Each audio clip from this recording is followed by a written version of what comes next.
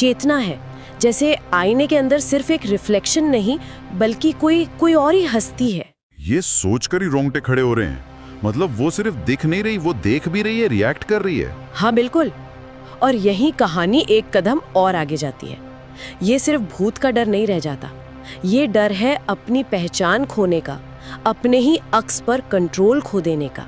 खैर, रिया तो बुरी तरह घबरा जाती है। जाहिर है, वो भागकर मैनेजर के पास जाती है। और मैनेजर का क्या रिएक्शन होता है? मैनेजर उसे देखता है और उसका चेहरा एकदम सफेद पड़ जाता है, डर साफ दिखता है। अच्छा। वो फिर कांपती हुई आवाज में बताता है कि वो आईना वो एक ऐसी लड़की का था जो सालों पहले उसी कमरे में मर गई थी। ओह। और वो कभी उस कमरे से बाहर निकल ही नहीं पाई।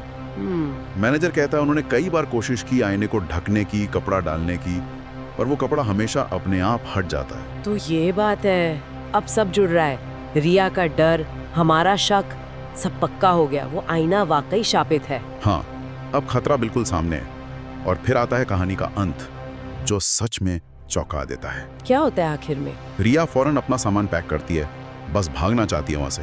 जैसे ही वो दरवाजे तक पहुंचती है, कमरे का दरवाजा एक तेज चरमराने की आवाज के साथ अपने आप खुल जाता है। अरे नहीं। और दरवाजे के पास वही आईना लगा है। वो उसमें आखिरी बार देखती है और देखती है कि वो खुद रिया आईने के अंदर खड़ी है और बाहर खड़ी रिया को घूर रही है। क्या?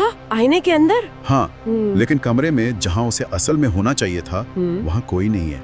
वो जगह खाली है, उसका असली शरीर गायब। मतलब क्या हुआ? वो आईने में फंस गई या उस आईने वाली लड़की ने उसकी जगह ले ली? पता नहीं, कहानी बस यहीं खत्म हो जाती है, एक अनसुलझे सवाल पर। बाप रे, ये अंत तो बहुत ही परेशान करने वाला है। जानबूझकर खुला छोड़ा गया है ताकि डर बना रहे। हाँ, दिमाग में घूमता रहता है। बिल्कुल। तो अगर हम देखें इस कहानी की जो मुख्य तत्व हैं, वो क्या हैं? एक तो है वो शापित आईना, दूसरा एक अतृप्त आत्मा जो शायद उसी आईने से बंधी है, और तीसरा जो सबसे ज्यादा डरावना है वो है पहचान का खो जाना, अदला बदली हो जाना। सही कहा, कहानी सिर्फ भूत प्रेत वाली नहीं रह जाती, ये तो पहचान के संकट पर सवाल उठाती है। हाँ बिल्कुल।